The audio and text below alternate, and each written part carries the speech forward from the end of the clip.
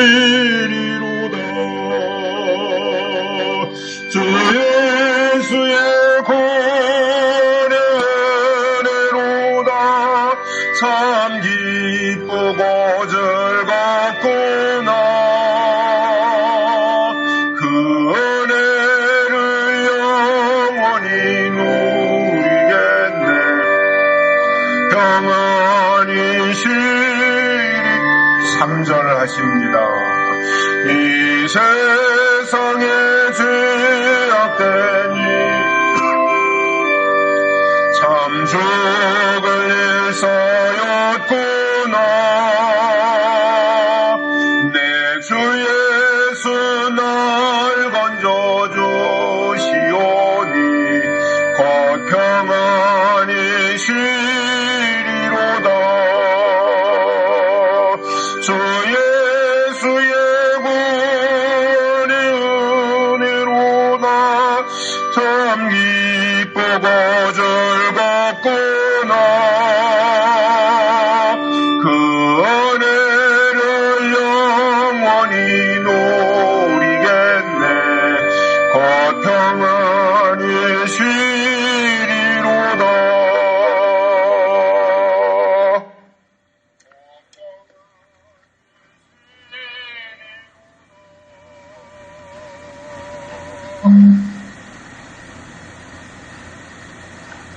기도하시겠습니다. 저가 너를 위하여 그 사자들을 명하사 내 모든 길에 너를 지키게 하심이라. 저가 나를 사랑한즉 내가 저를 건지리라. 저가 내 이름을 안즉 내가 저를 높이리라. 아멘. 살아계신 하나님 감사합니다. 지난 한 주간 동안도 저희들 각자 처소에서 하나님의 은혜 가운데 안전하게 지켜주시었다가 오늘 이렇게 귀한 주일에 하나님께 예배할 수 있게 하시니 진심으로 감사를 드립니다. 오늘도 예배를 통하여 하나님을 만나게 하시고 주시는 말씀을 통하여 하나님의 음성을 듣게 하시며 깨달음이 있게 하시고 거룩한 결단이 일어나는 복된 시간 되게 해 주시옵소서.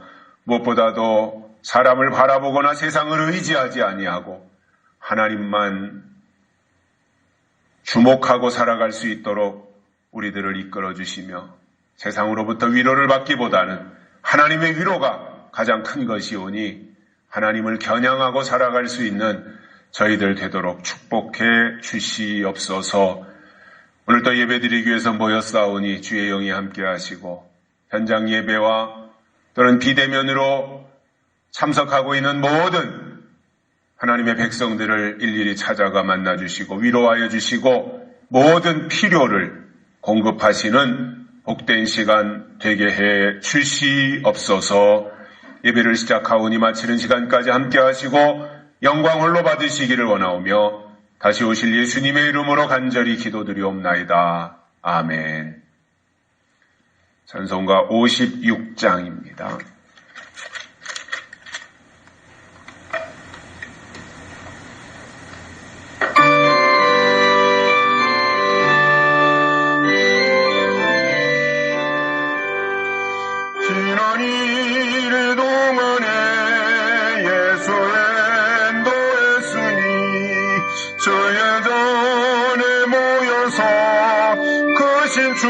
축복됩니다. 가장 복된 이날은 하늘은 시표로다. 가장 복된 이날은 하늘은 시표로다.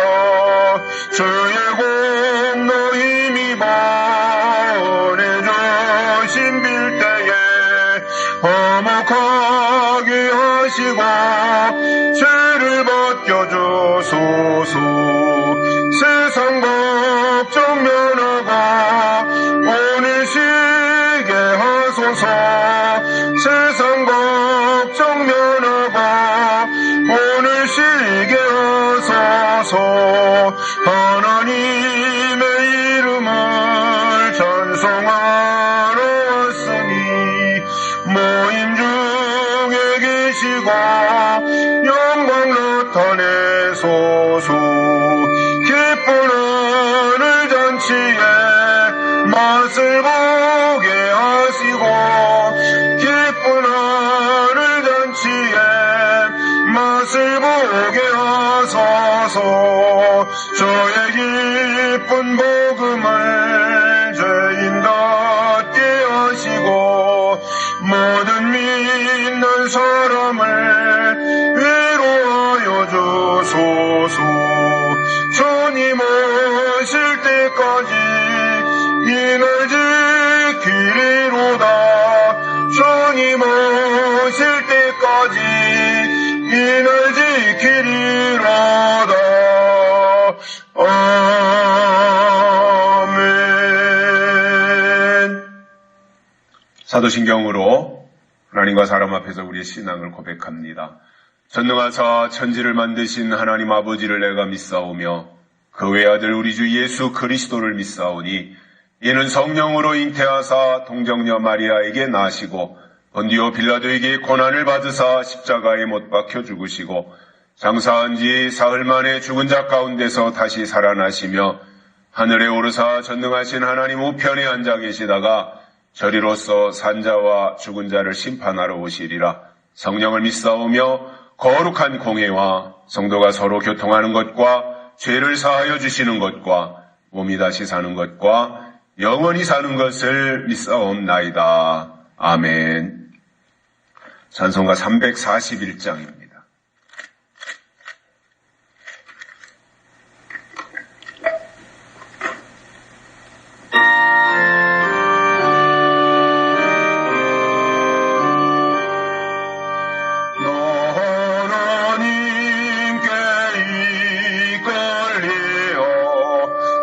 평생 주만 바라며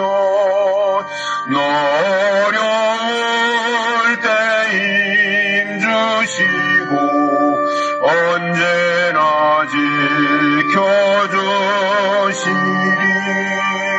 주 크신 사랑 믿는 자 그 반석 위에 서리라.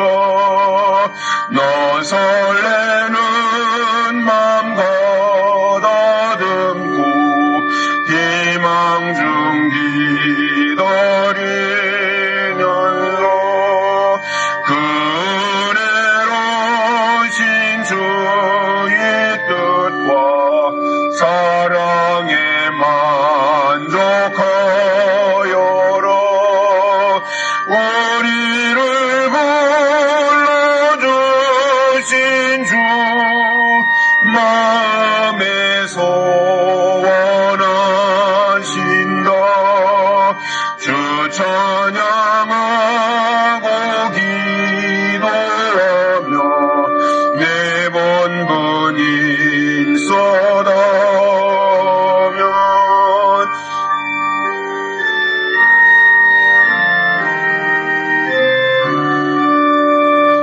예수 이루지니라. 참되고 의지하는 자 주께서 기억하시리.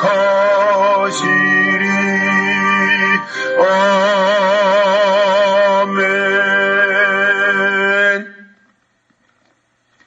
하나님 말씀 신명기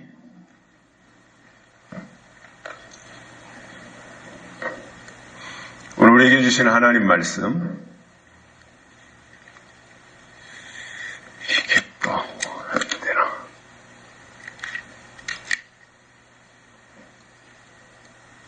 신명기 8장 2절입니다.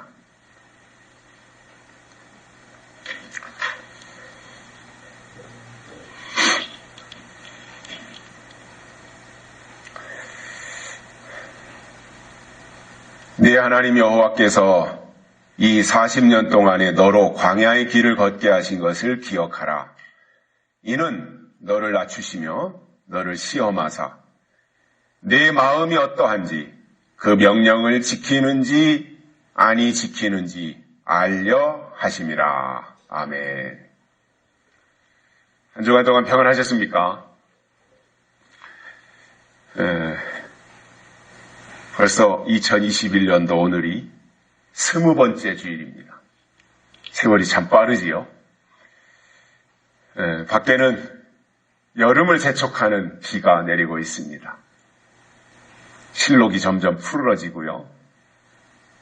모든 것에 존재감을 드러내고 있는, 꽃이 피어야 되는 곳에는 꽃이 피고 푸른 잎을 과시할 때 하는 나무들은 또 푸르르게 자기를 과시하는 이러한 좋은 계절에 우리가 하나님께 예배드리기 위해서 이 자리에 모였습니다. 오늘 또 하나님께서 우리에게 크신 은혜를 베풀어 주시리라고 확신합니다.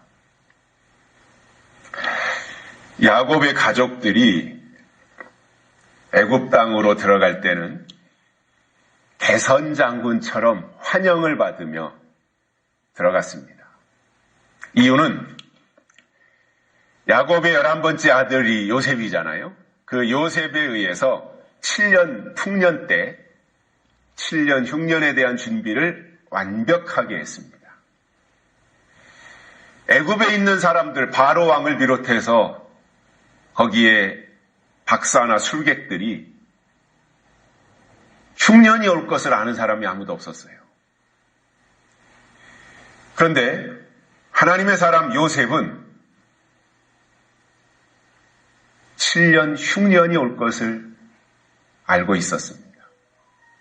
그래서 7년 풍년기 동안 7년 흉년을 준비해서 애굽 백성들 모두를 다 살렸고 그 공로를 인정받아서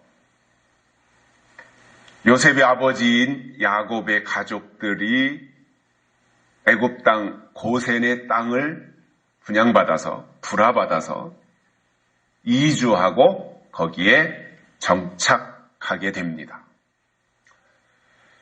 그때까지만 해도 야곱의 가족들은 가는 곳마다 환영을 받았을 거예요. 야, 요셉. 우리 요셉 때문에 우리가 흉년을 이기고 이렇게 살았다고. 요셉이 있었기 때문이라고. 그렇게 칭찬을 하니까 아마도 고센 땅에 머물고 있는 히브리 민족이 애굽 땅에서 폼 잡고 활보하고 다녔을 것입니다. 그러나 문제는 요셉이 죽고 난 이후에 세월이 지나면서 애굽 사람들 속에서도 은혜를 잊어버린 거예요. 어떻게 우리가 살아남았는지, 어떻게 흉년을 극복했는지, 어떻게 환난을 이겼는지 이것에 대해서 다 망각을 했고 그때부터 야곱의 가족들은 애굽에서 노예로 전락한 것입니다.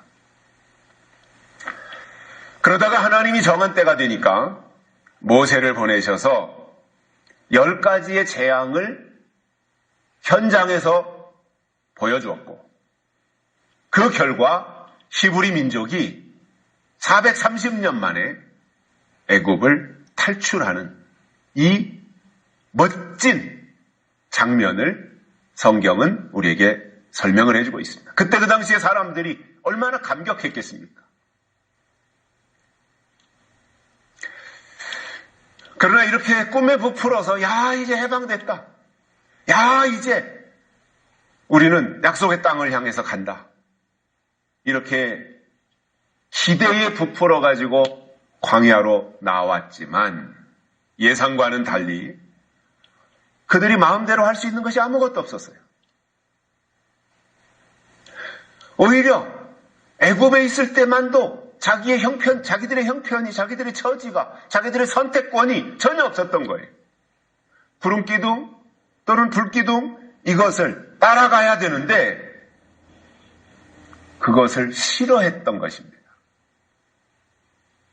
우리가 알다시피 광야 생활이라고 하는 것은 정착 생활이 아닙니다. 집을 짓고 또는 경로당을 짓고 예배당을 짓고 학교를 짓고 병원을 짓고 시청을 짓고 이렇게 해서 정착된 생활을 하는 것이 아니라 임시로 천막을 치고 생활하는 거예요. 그러다가 구름이 움직이면 따라가야 됩니다. 불기둥이 움직이면 같이 이동을 해야 됩니다.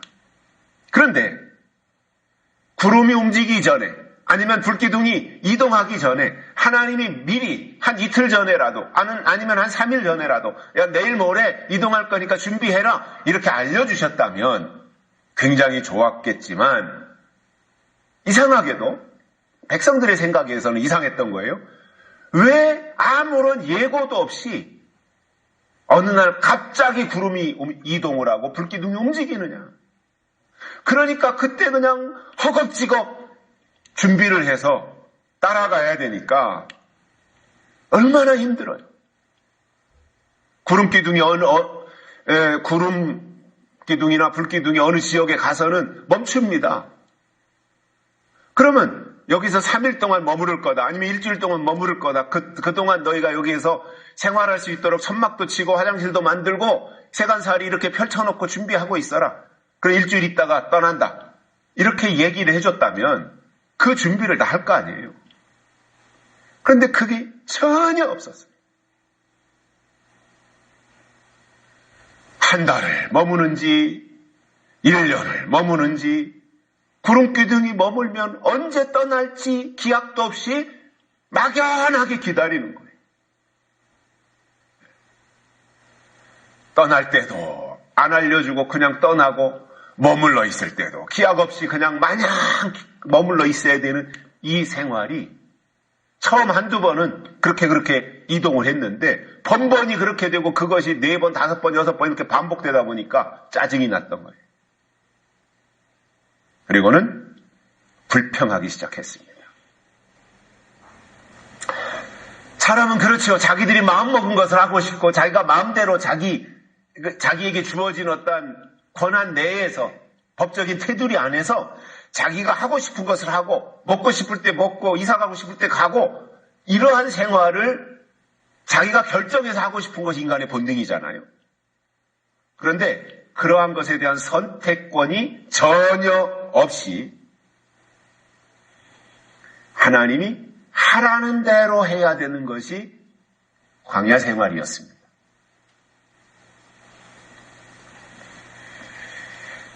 그러나 하나님 관점에서 보면 출애굽한 이후에 홍해바다를 건너고 그리고 광야로 나와서 자그마치 40년 동안 4개의 광야를 거쳐갑니다. 수르광야, 신광야, 시내광야, 바란광야. 이 4대 광야를 거쳐가는 그 기간 동안 이것은 허송세월이 아니라 하나님의 계획이 있었고 목적이 있었던 것입니다. 다시 말해서 광야를 주신 하나님의 목적이 뭐였냐면 훈련과 양육이었다는 거예요. 하나는 훈련이었고 다른 하나는 양육입니다. 그래서 이 훈련과 양육을 통해서 궁극적으로 하나님의 계획이 뭐였냐면 성숙한 이스라엘 백성을 만드는 데 있었던 겁니다. 그래서 구약에서나 신약에서나 지금 현재에서나 똑같이 하나님의 사람들을 향한 하나님의 기대 또는 하나님의 사람들을 향한 하나님의 관심은 뭐냐면 성숙입니다. 성숙한 자가 되라는 거예요.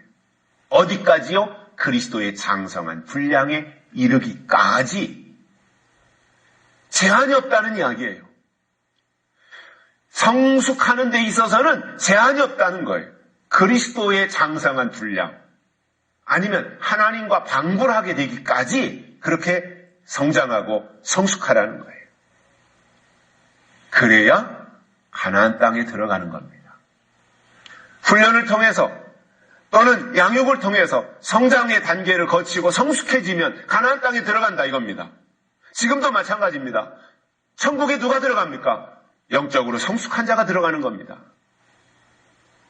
이 땅에 임할 새하늘과 새 땅에 누가 들어가는 겁니까? 천년왕국에 누가 들어가는 겁니까? 성숙한 신앙이 들어가는 것입니다. 그래서 하나님의 관심은 영적 성숙에 있는 겁니다. 그래서 은혜 시대는 어린아이의 신앙, 그리스도의 초보 이런 것들도 허용이 됐어요. 그러나 성령을 받았다고 하는 것은 이제 교회에 나오고 전도 받아서 교회에 나왔다가 성령을 받았다고 하는 것은 뭐예요? 그만큼 성장했다는 거잖아요. 그러다가 이제 하나님의 말씀을 깨달았다고 하는 것은 뭐예요? 그 다음 단계로 성장했다는 거예요. 그러다가 단단한 식물을 먹고 예언의 말씀을 깨달았다고 하는 것은 그 다음 더 높은 단계까지 성장했다는 것이고, 성장하면 어린아이의 이 일을 버리게 되어 있는 거예요. 너 이거는 뭐 하면 안 되는 일이야. 넌 이건 버려. 넌 이건 5살 때 일이야. 이건 7살 때 일이야. 너는 이제 25살이 됐으니까 이런 건 다 버려야 돼. 알려주지 않아요. 25살이 되면 그 이전에 어렸을 때 했던 행위는 버리는 거예요. 신앙도 똑같습니다. 영적으로 장성하면 어린아이의 일을 버리는 거예요. 고린도전서 13장에서 어렸을 때 말하는 것이 어린아이와 같고 생각하는 것이 어린아이와 같았지만 장성한 사람이 되어서는 어린아이의 일을 버렸노라 이렇게 말씀하거든요. 그래서 그 부분이 하나님의 마음에 들어야 돼요. 성장해야 돼요. 태어난 지 2달밖에 안 돼. 2살, 2년밖에 안 돼서 2살 먹었다, 3살 먹었다. 그거는 우리가 쟤는 두돌백이니까 이제 3살이니까 쟤는 이제 말 배우고 이제 띄엄띄엄 저렇게 하나하나 엄마 아빠 사랑해요 이런 말을 하니까 그 자체가 귀엽고 예쁜데 15살이 됐는데도 맨날 엄마 아빠 사랑해요 우유 주세요 이러고 있으면 그것은 보통 부모들에게 큰 짐이 되는 게 아니잖아요. 하나님도 마찬가지지 않겠어요? 우리 신앙의 연조가 깊어진다. 오랫동안 우리가 신앙을 생활하고 교회에서 직분도 높아졌다. 그러면 거기에 걸맞게 믿음의 고도가 올라가야 되잖아요. 영적 성장이 이루어져야 되잖아요. 그래서 거기에 걸맞는 언어가 되어야 되잖아요. 기도도 거기에 걸맞는 기도의 내용이 있어야 되잖아요. 말씀도 그렇고 우리가 하나님 앞에 추구하는 것들도 하나님 앞에 간구하는 것들도 그 단계에 맞는 것이 있어야 되잖아요. 그런데 맨날 2살 때 3살 때 했던 것을 한국의 교회가 기독교가 들어온 지 120년 130년이 되는데도 여전히 2살 3살 때의 언어를 구사하고 있다면 그것은 하나님 보실 때 심각한 내용이 되는 거거든요. 오늘은 하나님이 히브리 민족을 출애굽시킨 후에 광야로 데리고 가서 40년 동안이나 광야길을 걷게 하신 이유가 무엇인지 3가지를 깨닫고 은혜를 받겠습니다. 첫째로는 낮추시기 위해서다 이겁니다. 광야는 뭐예요? 낮추시는 곳이다 이거예요. 그래서 오늘 본문에 낮추시며 이렇게 돼 있어요. 사람은 누구를 막론하고 잘 나갈 때는 으쓱하고 의시됩니다. 뭔가 자기가 가진 것이 많으면 과시하고 싶어져요. 제가 언젠가도 말씀드렸는데 제 중학교 동창 아이가 저쪽 그 대산 독곳에서 살았거든요. 우리 학교 다닐 때. 그런데 한 14, 15년 전에 만났는데 그 친구는 고향을 안 떠나고 여전히 거기서 살고 있더라고요. 부모님 모시고 물려받은 농사를 지으며 사는데 뭐 요즘에 농사를 지어도 기계가 다 하니까 그 근처에 있는 직장을 다니면서 농사를 져요. 그런데 그쪽 지역이 다 공단 지역으로 개발이 되면서 보상을 많이 받은 거예요. 그런데 그 아버지는 이북에서 내려와서 바닷가에 정착하고 있다가 이제 바다에 나가서 낙지 잡고 바지락 잡고 해서 돈 모으면 그거 가지고 논도 사고 밭도 사고 해서 재산을 좀 많이 이렇게 늘려놨어요. 그러다가 그 지역에 공단이 들어서니까 이제 그것을 보상을 받고 파는 거예요. 그래서 아버지가 받은 보상액이 한 30억 되고 제 동창이 아들이 받은 보상액이 한 20억 정도 되더라고요. 근데 이제 어느 날은 그 친구랑 같이 점심 먹을 기회가 됐는데 점심을 먹으면서 그 친구가 그러는 거예요. 그 아버지가 그때 당시에 한 10몇 년 전에 한 80 가까이 되셨는데 우리 아버지는 말이야 지금도 정정해가지고 식사하시면 바다 가서 낙지 잡고 뭐 게 잡고 바지락 잡고 그러다가 파신다는 거예요. 보상받은 게 있는데 그거 쓰셔도 되는데 안 하고 바다 나가서 그것을 낙지를 잡고 계시다는 거예요. 한 번 나가면 30마리, 50마리씩 잡는다는 거예요. 가만히 들어보니까 그게 좋은 면으로 아버지가 건강하시다는 이야기를 하는 것도 있지만 그 이면에는 뭐예요? 아버지가 돈이 많은 사람이다. 그것을 과시하는 거였어요. 이게 사람의 본능인 것 같아요. 뭔가 가지고 있으면 나타내고 싶은 거예요. 그러나 고난이 있으면 움츠러지게 돼 있고 낮아지게 돼 있습니다. 이 광야라고 하는 것은 하나님이 히브리 민족을 향해서 깎고 다듬으며 낮추시는 훈련소였습니다. 영적 훈련소가 광야였던 것입니다. 그렇다면 하나님이 쓰실 종들은 애굽 땅에 있으면 절대 훈련을 못 받아요. 애굽에는 하나님의 훈련이 없어요. 왜냐? 애굽은 엄마 뱃속과 같은 곳이라서 탯줄도 안 끊어졌어요. 애굽은 초등학교와 같아서 아주 어린 애들이에요. 그러니 훈련이 되나요? 그러나 애굽을 떠나고 나오면, 그래서 광야로 나오면 그때부터 훈련이 되고, 하나님의 쓰실 종들은 애굽에 머무르는 것이 아니라 때가 되면 광야에 나와야 된다라는 거예요. 그래서 하나님은 낮추시고 난 이후에 쓰시는데 광야가 뭐냐? 낮아지는 곳이다 이겁니다. 성경이 말씀하는 재림신앙은 광야신앙입니다. 광야신앙은 새하늘과 새 땅을 바라보는 약속신앙입니다. 약속신앙을 가진 자는 하나님이 낮추실 때 낮아지게 되어 있습니다. 이것이 하나님 보실 때 최고의 겸손이에요. 만약에 하나님은 그를 향해서 낮추실 계획을 가지고 계신데 그는 하나님 나는 안 낮아질래요. 안 내려갈래요. 그러면서 목을 하나님을 향해서 오히려 고추 세우고 그리고 하나님 앞에 감대면서 발버둥치고 몸부림치고 있다면 그는 호되게 얻어 터질 것이고 내가 강대고 내가 발버둥치면서 하나님의 계획 속에 들어가지 않고 낮아지지 않겠다고 자기 것을 고수하고 자기 것을 사수하는 그것을 하나님이 꺾으시기 위해서 그에게 손을 대셨다면 그것은 연단이 아니라 채찍과 징계가 되는 거예요. 우리가 이 시대에 하나님이신 신앙을 가지고 있다면 하나님이 낮추실 때는 낮아지는 거예요. 또 하나님이 내려가라고 하시면 내려가는 거예요. 거기에 그냥 납작호가 되어 있으라고 하면 납작호가 되어 있는 거예요. 그런데 하나님이 이러한 요구를 아무나 지나가는 사람 붙잡고 데려가다가 야 너 낮아져, 야 너 내려가 이렇게 하시는 것이 아니라 하나님의 온전하신 뜻을 깨닫고 하나님이 깊은 것을 통달하는 사람, 그러한 사람이 하나님의 계획 속에서 내가 낮아지더라도 내 주변 사람들을 의식하지 않고 하나님의 뜻에 굴복할 줄 아는 사람, 내 체면이나 내 자존심이 아니라 이게 하나님의 계획이구나, 이게 하나님의 작정 속에서 되는 일이구나, 이것을 깨닫고 낮은 자리에 머물러 있는 그 사람이 믿음의 사람이고 지혜로운 사람입니다.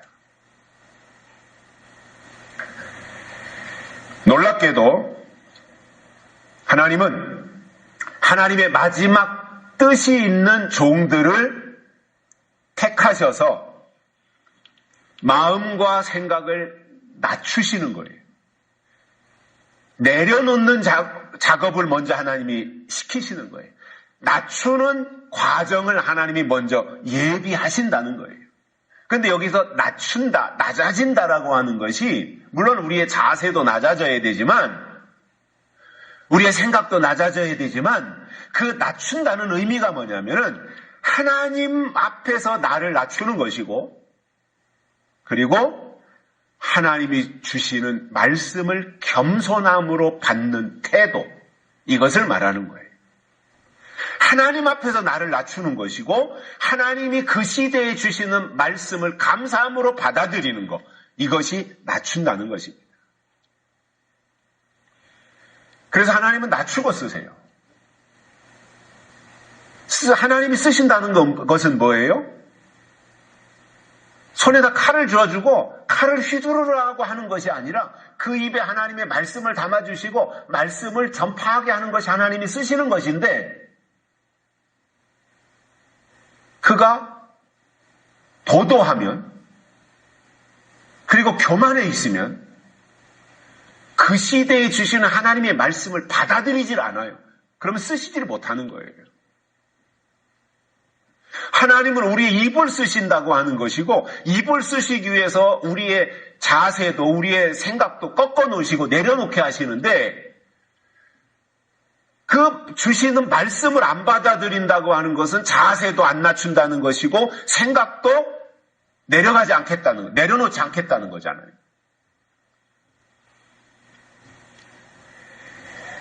그래서 하나님이 쓰실 사람들은 때로는 비참할 정도로 낮은 자리에 처박아 놓는 경우들도 있더라는 거예요.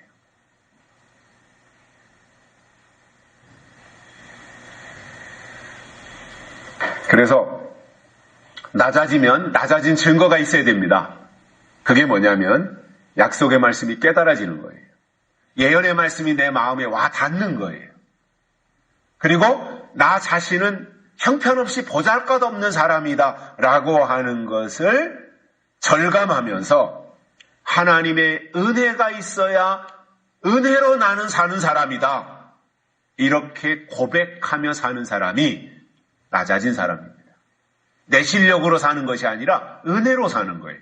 내 방법으로 사는 것이 아니라 하나님의 말씀으로 사는 거예요.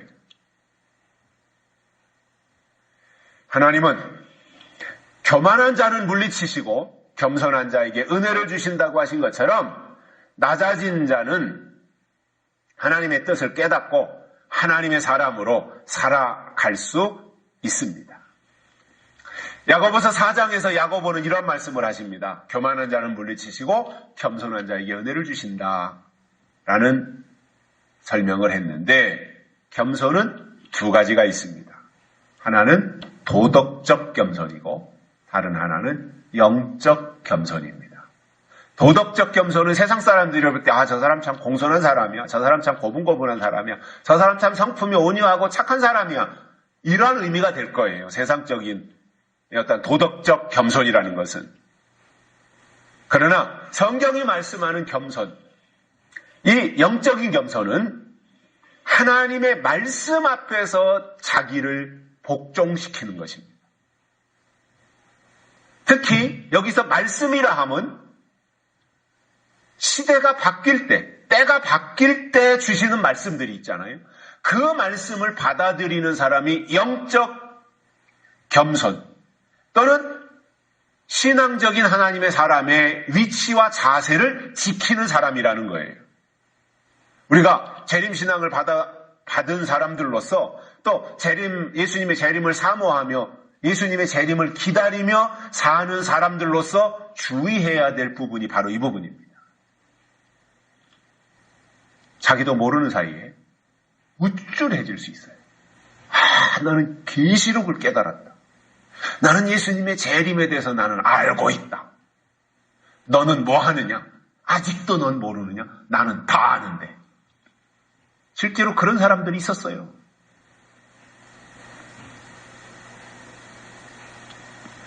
이게 천줄로 생각하는 자는 넘어질까 조심하라고 바울이 말씀한 것처럼 내가 뭔가 이렇게 가진 줄로 생각하고 내가 얻은 줄로 생각하고 내가 서 있다고 생각하면 더 오히려 겸손히 하나님의 은혜를 구하고 하나님이 나를 계속해서 이끌어 주시기를 바라고 가야 되는데 우쭐해지고 자기가 대단한 사람이라고 생각하는 순간 나도 모르는 사이에 교만이 쑥 들어오거든.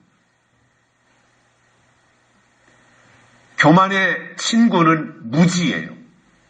교만한 사람은 절대로 자기가 교만한 줄을 몰라요. 왜? 교만이 들어올 때 무지도 같이 들어왔어요.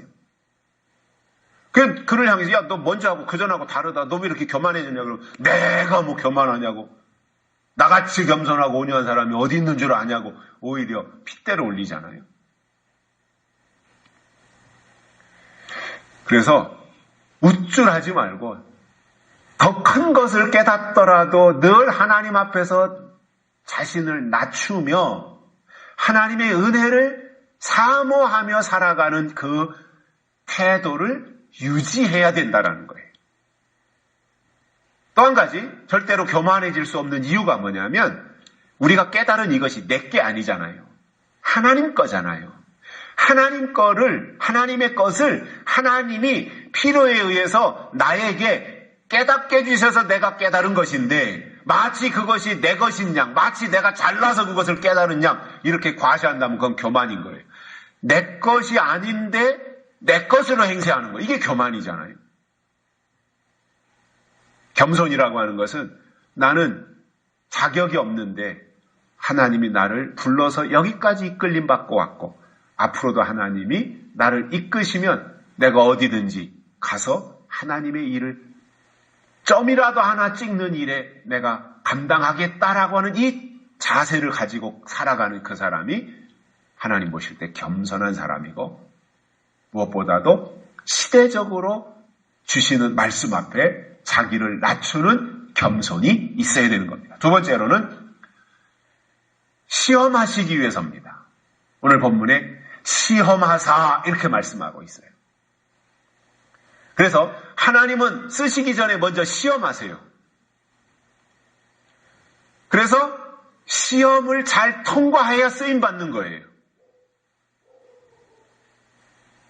학교에서도 학생들이 시험을 보죠. 우리 다닐 때까지만 해도 한 달 끝나면 월말고사가 있어요. 지금 월말고사 없어졌다 그래요. 학생들이 공부에 시험에 너무 시달린다고 해서 그걸 없앴다는 거예요. 월말고사. 저는 학생들은 학교에서 시험을 많이 봐야 된다고 생각을 해요. 그래야 공부를 하고 그래야 실력이 향상되는 거 아니에요. 지금은 중간고사 보고 학기말고사 보고 이렇게 한다 그래요.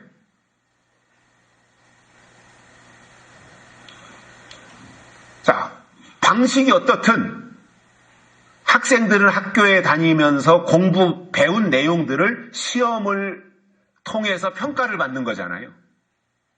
시험을 봐서 시험을 통해서 성적이 나오는 거잖아요. 그래서 좋은 성적을 받으려면 시험을 잘 봐야 돼요. 시험을 잘 보려면 평소에 선생님의 설명을 잘 들어야 돼요.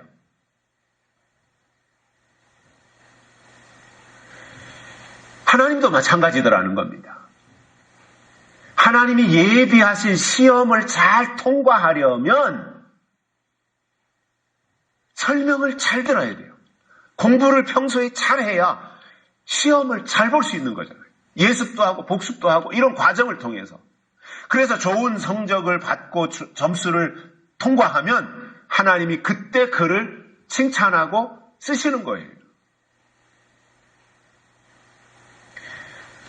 우리가 성경을 통해서 욥이라고 하는 사람을 너무나 잘 알고 있습니다. 욥. 부자로 잘 살다가 졸지에 큰 시험을 만났습니다. 그리고 그 많던 재산을 졸지에 하루아침에 다 잃어요. 양떼가 또는 약떼가 이렇게 다 죽었습니다. 좀 있으니까 또 집이 폭삭 무너졌습니다. 좀 이따 또 하인이 달려와서 뭐 어떻게 됐습니다. 뭐 농장이다 어떻게 됐습니다. 과수원이다 어떻게 됐습니다. 그리고는 마지막에는 10남매나 되는 아들 7, 딸 3이 있었는데 그 아들들이 폭삭해서 다 죽었습니다. 아니 하나하나 뭐 6번인가 5번인가 하인들이 달려와서 이렇게 문제가 생겼습니다. 이렇게 문제가 생겼습니다. 욥기 1장인가 2장에 보면 계속 그렇게 나오잖아요. 그러면 사람이 그 한 가지 한 가지 들을 때마다 환장할 거 아니겠어요? 이게 도대체 어떻게 된 노릇인가? 재산은 그렇다 치더라도, 집이 무너진 거 다시 진다 치더라도, 아니 10남매나 되는 자식이 어느 날 집이 무너져서 삼풍백화점처럼 그 속에 묻혀서 폭삭 다 죽었다고 그러면은 아마 다 정말 팔팔 뛸 노릇이 아니겠습니까? 그런데 이런 과정 속에서 재산을 잃고 자식도 잃고 마지막에는 자기 욥 자신의 몸까지 완전히 병들었어요. 상상이 난 거잖아요. 그러니 인생이 꼬라박아도 이렇게 꼬라박을 수 있습니까? 망해도 이렇게 망할 수 있습니까?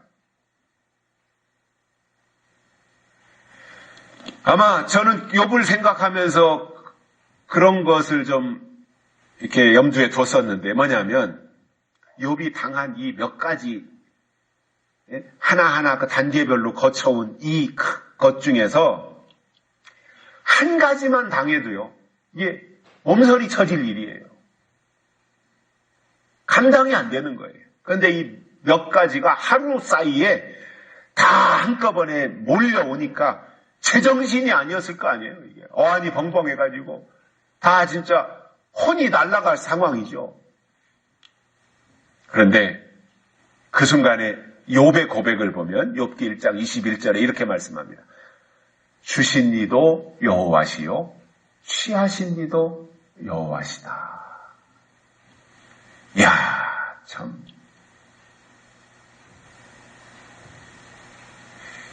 어떻게 이런 반응을 보일 수 있을까 생각이 드는 거예요. 그 상황에서 완전히 쫄딱 망하고 완전히 그냥 아주 가문이 다 망한 거잖아요. 다. 근데 그 상황에서 어떻게 이러한 반응을 보일 수 있었을까? 욥은 사람이 아니었나 보다. 그런 생각이 드는 거예요. 그뿐만 아니라 욥에게는 그 이후에도 이제 고난이 길어지지요. 뭐 친구들도 빈정대고 나중에는 욥의 부인까지도 욥을 비난하고 그런데 성경이 말하는 것을 보면 욥은 그 지경에서도 하나님께 범죄하지 않았다 이렇게 말하는 거예요. 여기서 범죄하지 않았다는 것은 말 하나도 헛되이 하지 않았다 그 말입니다. 충분히 불평할 수 있고 충분히 원망할 수 있고 그런데 욥은 말 한마디도 헛되이 하지 않았다 이거예요. 오히려 그 상황에서 욥은 더 겸손히 하나님을 의지했습니다. 욥기 42장이 이제 마지막 장인데 그 욥기 42장에서 욥의 기도를 보면 내가 고난당하기 전에는 주께 대하여 듣기만 하였더니 이제는 눈으로 주를 보나이다. 이렇게 말해요. 이야, 대단하잖아요. 내가 고난을 당하기 전에는 귀로 주님에 대해서 들었는데 고난을 통해서 눈이 열려서 주를 보게 되었습니다. 그러니 하나님이 욥에게 반하지 않겠습니까? 이렇게 한다면. 하나님을 향해서 이 정도 반응을 보인다면 하나님이 욥에 대하여서 이건 100% 신뢰가 되는 거잖아요. 그리고는 그러한 욥의 고백을 들으시고 하나님이 처음 복을 다 보상해 주셨어요. 갑절로. 잃어버린 것을 갑절로 다 보상하셨고 10남매 자식도 다시 다 돌려주셨던 겁니다. 그러면 이거를 이제 욥에게 주신 하나님이 축복이라고 우리가 가정을 하고, 교회가 흔히 말하는 축복 받으세요 할 때 욥에게 주신 하나님의 축복이라고 가정을 해볼 때 배로 다 얻은 것이, 그러면 이 배로 다 잃어버린 것을 회복했을 때 그것이 어느 날 그냥 아무렇지도 않은 가운데서 이루어진 것이 아니라 고난 속에서 욥이 눈을 뜸으로 하나님이 최종적으로 주신 것이 복이었다는 거죠. 눈이 열린 이후에 주신 보상이었다라는 거지요. 그런데 이 눈이 열린다고 하는 것이 꽃길을 걸으며 꽃침대에 누워서 된 것이 아니었던 거잖아요. 욥을 통해서 알 수 있는 것은 모든 것을 다 잃었음에도 불구하고 전혀 요동치 않았어요. 미동도 하지 않았어요. 그리고 그 시험을 하나하나 차근차근 다 통과할 때 눈이 열렸던 것이고, 그리고 눈이 열리니까 잃은 것을 다 회복해 주시더라는 거예요. 이것이 시험의 유익인데, 시편 기자도 그런 고백을 하죠. 시험 고난당하기 전에는 내가 그릇 행하였다. 시편 119편에서 고난당하기 전에는 내가 그릇 행했는데, 그러나 고난당한 것이 지나놓고 보니까 오히려 내게 유익이라. 왜냐하면 이로 인하여 주의 율례를 배우게 되었나이다. 이렇게 말씀하고 있어요. 고난은 절대로 잃어버리는 것이 아닙니다. 고난은 손해로 끝나는 것이 아닙니다. 고난 속에서 하나님의 뜻을 깨달으면 하나님은 반드시 그거에 대해서 보상을 해 주신다는 거예요. 야고보 사도가 말씀한 것을 보면 너희가 여러 가지 시험을 만나거든 온전히 기쁘게 여기라. 이는 믿음의 시련이 인내를 만들어내는 줄 알미라. 이렇게 말씀하고 있어요. 시험을 만나거든 기쁘게 여기라.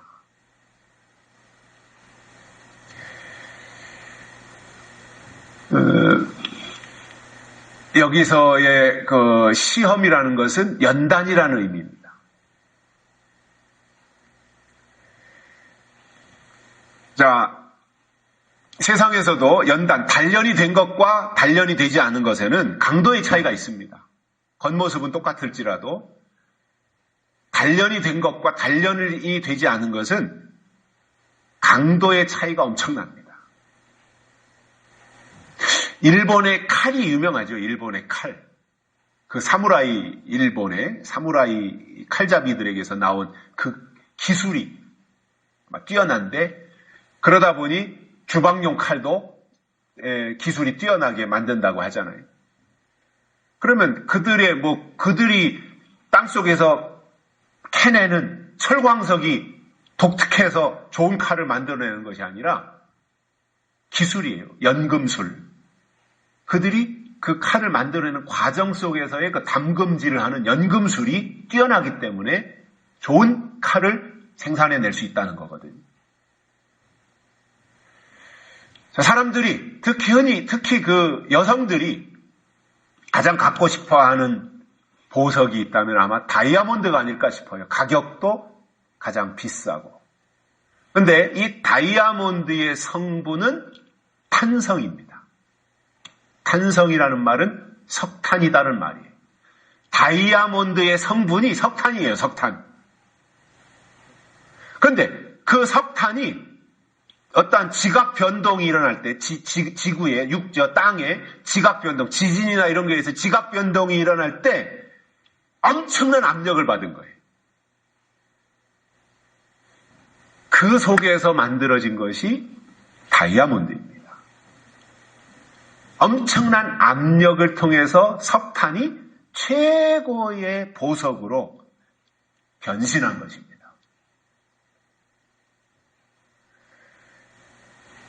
평온함 가운데서 만들어진 보석이 아니라는 말이에요. 견딜 수 없는 압력 속에서 석탄이 다이아몬드로 다시 태어났다는 말입니다. 제가 초등학교 다닐 때 우리는 이제 좀 초등학교 뒤에 좀 지대가 높은 곳에 살았고, 그 중에서 이제 이 아랫시장, 윗시장이 있었고 아랫시장이 있어. 윗시장을 구진이라 그랬고, 아랫시장은 저 이제 아랫시장이라고 이렇게 불렀던 것 같은데, 거기에 가면 대장간이 있었어요. 거기에 가보면 무딘 호미도 오고, 무딘 곡괭이도 가지고 오고, 낫이나 이런 것을 가지고 오면 대장간 그 주인이 그것을 이제 다시 일일이 만드는데 벤치를 가지고 그것을 풀무불 속에다 넣고 풀무불 뻘겋게 달고 오르면 그것을 다시 끄집어내서 망치로 두들기고, 그리고 그것을 다시 풀무불 속에 또 집어넣고 다시 꺼내서 또 두드리고, 그러다가 또 어떤 때는 물속에다 담그기도 하고, 그렇게 반복하면서 묵은 쇠똥이 다 떨어지는 거예요. 녹이라 그러죠. 녹. 이 과정을 반복하면서 풀무불에 넣었다가 망치로 두들겨 패면서 쇠의 강도가 높아지고, 그리고 거기서 쇠똥, 묵은 녹이라든가 이런 것들이 다 떨어지는 거예요. 그리고 나면 쇠가 단단해져요. 그리고 끝이 무뎌졌던 농기구가 다시 뾰족해지고 날이 서고 새 것으로 변신해 나오는 것을 봤어요. 그 과정을 보면 농기구의 입장에서 보면, 낫의 입장에서, 꽃괭이 입장에서 보면은 얼마나 힘들고 괴로운 과정이에요. 뜨거운 불 속에 들어갔다가 망치로 꺼내가지고 막 사정없이 두들겨 패고 한숨을 좀 푹 내쉬나 했더니 또 물속에다 푹 집어넣고, 이 과정을 반복하는 이것이 얼마나 힘든 과정이겠지만 그 시간이 지나고 나니까 전혀 새로운 모습으로 다시 태어나서 사람들로부터 사랑받는 농기구가 되더라는 말이에요.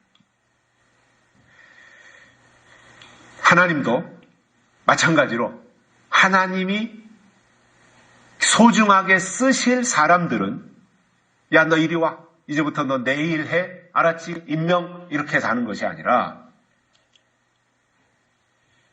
하나님이 부르셔가지고 풀무불 속에다 집어넣고 그것을 다시 끄집어내서 망치로 두들겨 패서라도 새로운 피조물로 만들어서 새로 지으심을 받을 때 하나님이 그를 쓰시더라는 거예요.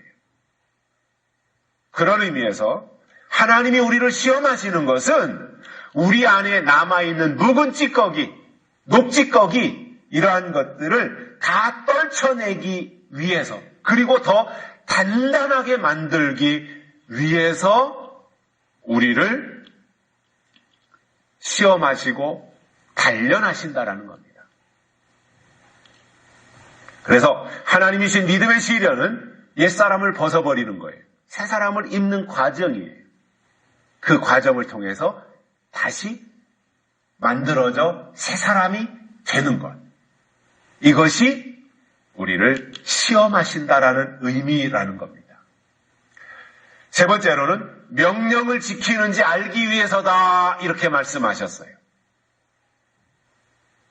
명령 중요하잖아요. 군대에 가면 제일 먼저 제식훈련을 합니다. 총 쏘는 거 시키지 않아요. 제일 먼저 제식훈련을 해요. 세워놓고 차려, 열중셔, 우양우, 좌양좌, 앞으로 가, 뒤로 돌아가, 이걸 계속해서 반복해서 하는 거예요. 그래서 군인은 제일 중요한 게 명령이잖아요. 명령에 살고 명령에 죽는 거예요. 제식훈련을 통해서 세뇌시키는 거예요. 뿐만 아니라 일체감을 만드는 거예요. 일개 소대다, 30명이다. 그러면 30명이 똑같이 제식훈련을 통해서 일체감을 만드는 거예요. 대열이 흐트러지지 아니하고 똑같이 일체감을 가지고 행동할 수 있게 하는, 이것이 군인이잖아요.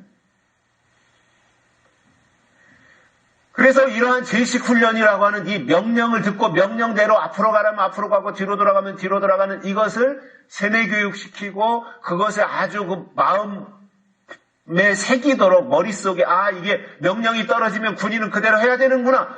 단순하지만 단순해야 전쟁을 하잖아요. 복잡하면 어떻게 전쟁을 해요. 앞으로 가는데 네가 가라고 그러고 나는 안 간다고 그래봐요. 전쟁이 되나요? 군인은 단순하게 만들어 놓는 거예요. 그래서 명령 하나만 쫓아갈 수 있는 사람으로 만드는 것이 군인이잖아요. 그래서 명령에 대한 순종을 훈련시키는 것이고 그것이 익숙해지면 그 다음에 전쟁터에서 적진을 향해 돌격 앞으로 라는 명령이 떨어지더라도 그대로 진격해 갈 수 있는 군인 정신을 가질 수 있는 겁니다. 처음에는 지키기 쉬운 명령부터 주는 거예요. 그러다가 나중에는 목숨까지 내던질 수 있는 어려운 단계까지 명령의 강도를 높여가는 것입니다. 하나님도 마찬가지로 하나님이 그때그때마다 어떤 사람들에게 명령을 주실 때는 그 명령을 받아 지키는 것이 중요하고 지키는 사람을 하나님은 믿음의 사람으로 인정을 하시는 거예요. 그래서 믿음은 하나님이 그 시대에 주신 명령과 관련이 있는 거예요. 믿습니다가 믿음이 아니라 그 시대에 주신 명령을 받아들이고 명령에 순종해야 그것이 믿음으로 인정을 하신다는 거예요. 성경에도 보면 우리가 아담과 하와는 에덴 동산에서 하나님이 먹지 말라고 금지하신 명령을 지키지 않았습니다. 선악과를 먹었어요. 어찌 보면 간단하고 쉬운 명령이에요. 그것은 동산에 있는 모든 실과 네 맘대로 다 하되 이거는 먹지 말아라. 굉장히 쉬운 명령인데도 지키지 못했어요. 그런데 이렇게 간단한 명령도 지키지 못하는 사람들에게 비중 있는 명령을 그에게 하달한다면 지켜내겠냐 말이에요. 간단한 것도 못하는데 어려운 건 할 수 있겠냐 말이에요.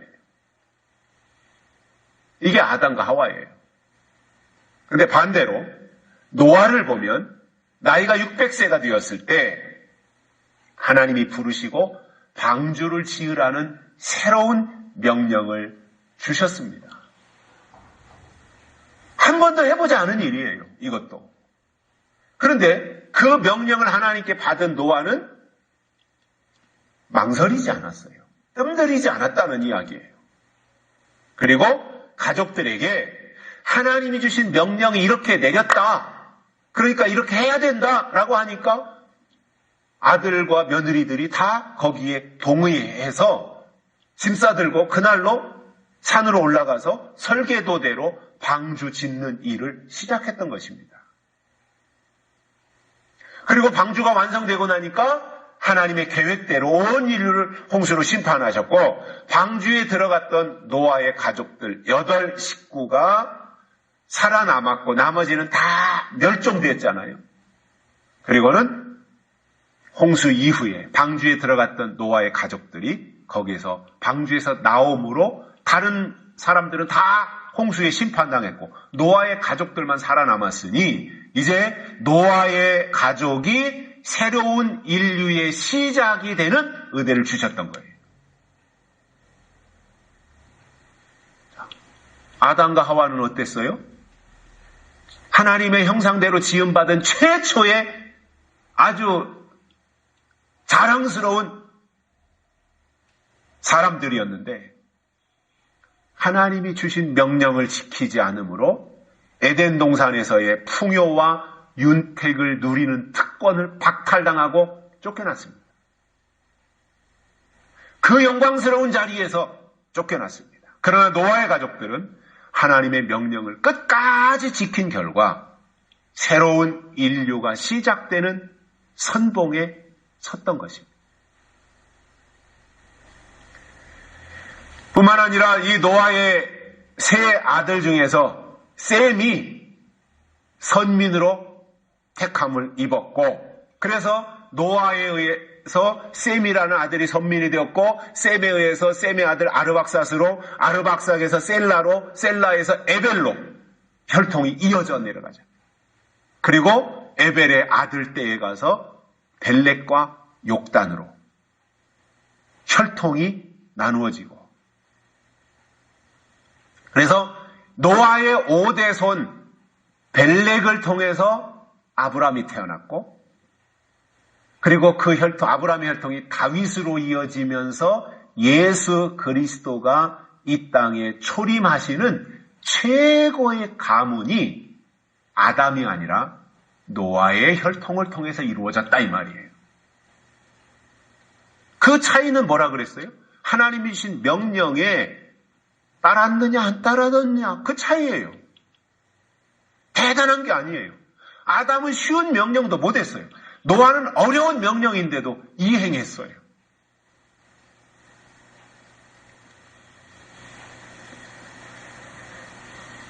물론 하나님의 명령을 따르는 데는 고난이 있을 수 있고 이해관계에 얽힐 수 있습니다.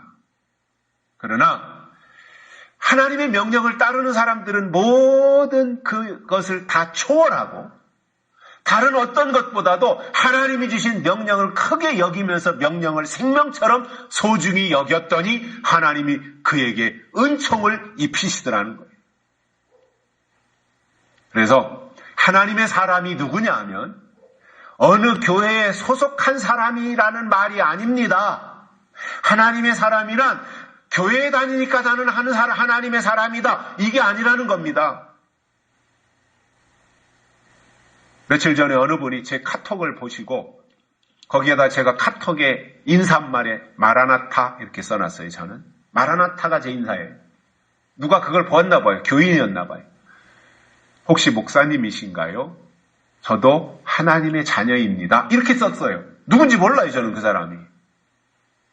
제가 그걸 보는 순간 하나님의 자녀? 이 사람이 그냥 습관적으로 교회 다니면 하나님의 자녀라고 하니까 그렇게 하는 사람이겠지. 내가 알고 있는 방식의 하나님의 자녀는 아니지 않겠는가. 혼자 그렇게 생각했어요.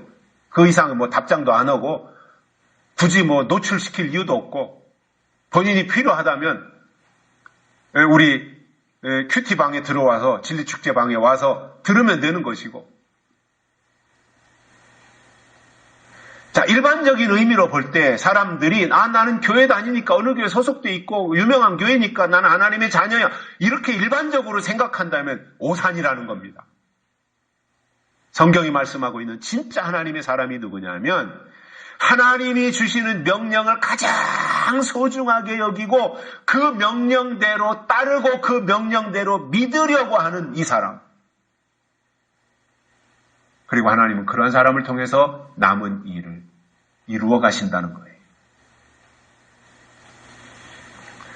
그래서 믿음을 잘 지킨다는 말은 내가 열심히 교회에 잘 다니고 교회에 참석하고 예배에 출석하는 정도가 아니라 그때마다 주시는 하나님의 법을 받아 지키는 사람, 이것이 믿음의 사람인 것입니다. 당연히 교회 다니는 것은 중요하죠. 그러나 교회 다니기 때문에 하나님의 자녀이라는 것이 아니라 교회에 다니지만 교회 안에 머물러 있으면서 그 시대에 주신 하나님의 명령을 받아야 그가 진짜 하나님의 사람이다 그 말이에요. 더 중요한 게 있다라는 겁니다.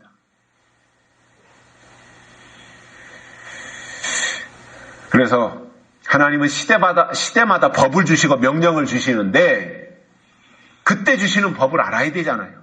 아담에게는 에덴 동산에서 선악과 법을 주셨거든요. 노아에게는 방주법을 주셨고 아브라함에게는 할례법을 주셨으며 모세에게는 율법을 주셨습니다. 그리고 은혜 시대에는 십자가의 법을 허락해 주셨던 겁니다. 그러니까 그 시대에 살았던, 노아 시대에 살았던, 모세 때 살았던, 아브라함 때 살았던, 예수님 때 살았던, 은혜 시대에 살았던 그때 사람들은 그 시대에 주신 하나님의 법을 지키는 게 믿음이었던 거예요. 그렇다면 앞으로 다가오는 시대에는 하나님이 새 법을 명령으로 주시는데 그 핵심이 뭐예요? 하나님의 입맞으라 이거예요. 이것이 이 시대의 교회 또는 믿는 자들에게 주신 하나님의 법이고 명령이기 때문에 이것은 목숨 걸고라도 지켜야 한다는 겁니다. 구약에서 선지자들도 있고 제사장들도 나오는데 그들은 누구예요? 한결같이 하나님의 명령을 받은 사람들이에요. 선지자나 제사장. 그들에게 하나님의 명령이 있어야 되는 사람들이에요. 반대로 하나님이 주시는 시대적인 명령이 그 사람들 속에 아예 없다던가 듣지 않는다면 그는 하나님의 종이 아니라고 해도 될 정도로 명령의 비중이 절대적이라는 거예요. 그래서 명령이 믿음이고 명령이 생명인 것입니다. 그래서 개인의 광야도 있겠지만 중요한 것은 영적 출애굽이 먼저 있어야 돼요. 영적 출애굽이 있어야 그 다음에 광야가 있는 거예요. 광야를 거쳐야 가나안 땅이 있는 거예요. 그래서 애굽과 가나안 땅 사이가 광야였던 겁니다. 그런데 광야는 들어가고 싶다고 해서 들어가는 것이 아니라 홍해를 건너야 돼요. 홍해를 건너면 출애굽한 자가 홍해를 건너면 광야이고 광야에 있는 자가 요단강을 건너면 가나안 땅이에요. 두 개의 강이 있더라는 겁니다. 창세기에 보니까 놀랍게도 아브라함이 두 번의 강을 건넜다라는 거예요. 그래서 히브리라고 하는 말은 강 건너온 자라는 뜻입니다. 강을 건넜다는 말은 뭐예요? 출애굽을 했다는 말과 광야를 거쳤다는 말을 포함하고 있는 말인 것입니다. 우리의 신앙이 그렇게 가서 광야길을 왜 하나님이 우리에게 걷게 하셨는가? 이것을 깨달아야 된다는 겁니다. 결론으로 하나님의 사람들에게 있어서 하나님이 예비하신 광야가 있다는 것은 저주가 아니라 축복인 것입니다. 지금 우리가 이 시대에 하나님이 예비하신 광야길을 걸어가고 있다면 그는 이미 출애굽을 했다는 이야기가 되고 출애굽을 하지 않은 사람에겐 절대 광야 없습니다. 그래서 우리가 이 시대의 영적 출애굽을 통해서 광야에 나왔고 광야를 통해서 지금 하나님이 예비하신 그 과정을 걸어가고 있다면 하나님이 낮추시고 하나님이 시험하셔서 명령을 지키는지 안 지키는지 확인한다라는 사실을 아시고 낮은 자리에서 하나님의 명령을 읽고 듣고 지키는 하나님의 사람들이 되시기를 주의 이름으로 축복합니다. 살아계신 하나님 아버지 감사합니다. 오늘도 우리를 불러주시고 하나님의 말씀을 듣게 해주셔서 감사를 드립니다. 오늘도 들은 이 말씀 이유가 되어서 우리가 더욱더 하나님의 일에 앞장서게 하시고 우리가 이 시대에 하나님의 부르심을 잊고 영적 출애굽을 경험한 사람들로서 광야길을 잘 걸어가 하나님의 시험을 잘 통과하고 하나님의 명령을 끝까지 순종하며 가는 저희들 되게 해 주옵소서. 다시 오실 예수님의 이름으로 간절히 기도드리옵나이다. 아멘. 찬송가 456장 부르시면서 하나님께 헌금 드리시겠습니다. 456장.